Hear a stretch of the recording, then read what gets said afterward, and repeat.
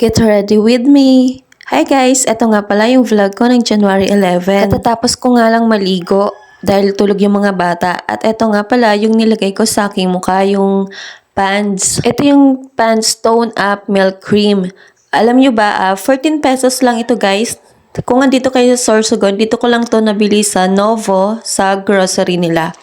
At eto na nga ay magme-makeup lang ako ng konti kasi nga magsisimba kami ngayon. Wala na nga akong ibang nilalagay sa aking mukha guys. Hindi na rin ako nagpa-powder o kaya nagpa-foundation or anything. Katulad ng mga sunscreen o kaya yung mga press powder. Yun lang, yung pants lang na yun. Tapos sabay na ako mag-makeup. Para siyang may white cast na parang maputi na yung mukha mo, hindi ka na kailangan na maglagay pa ng kung ano-anong powder. So, yan nga guys, ganun lang ako magkilay. At ito, ay nilalagyan ko na rin ng kina-curl ko na yung aking eyelashes. At ito yung mga dati ko pang makeup. Ito yung mascara ko, galing pa yan sa Avon. Ang tagal na nito sa akin, nung nag-abroad pa ako, dala ko pa yan. Sa mga dati ko ng friends or FB friends at mga dati ng followers, ay alam talaga nila nagme-makeup ako ng konti. Ay, hindi kasi dati nung upload pa ako sa YouTube, yun ang dati kong mga content, yung pagme-makeup.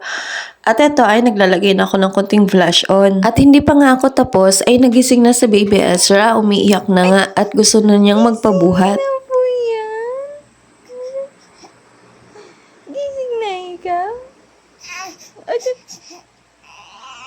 At ayan na nga guys, nagpabuhat na si Baby Ezra. At ayan na nga, hindi ko na nga na-videoan yung mga sumunod na mga pangyayari. Nang gising na rin si Kuya Asher at nag-bihis na kami. At nandito na nga kami sa simbahan. Ayan nga guys, every second Sunday ay mayroong simba dito sa amin, sa barangay namin. At ayan nga ay palaging nag-sponsor may mga birthday. At ayan, pinagpipray namin yung mga may birthday. At pagkatapos ay may namimigay din ng lobo sa mga nagbe-birthday, pumupunta sila sa unahan. At ito, merong nagpa-sopas yung sa pinsan ko kasi magbe-birthday yung anak niya. At ito naman, Tita Jacqueline nila, ayan, bagong uwi kasi galing ng Japan. Doon siya nag-work. At ito, ninang ni Kuya Asher. At pagkatapos nga, ito na nga yung mga kapatid ko at sina mama kasi hermana sila mama dito sa simbahan. Tinatanggal na nila yung mga design nung sa Christmas. At andito na nga rin kami sa bahay at ngayon ko lang din na videohan or na flex yung aking damit. Ayan, nakapag-video ako ng konti.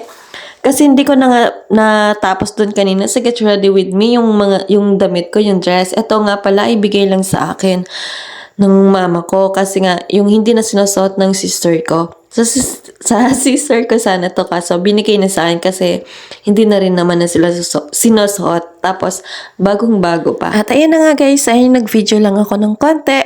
At maraming salamat sa panonood. See you in my next vlog. Bye!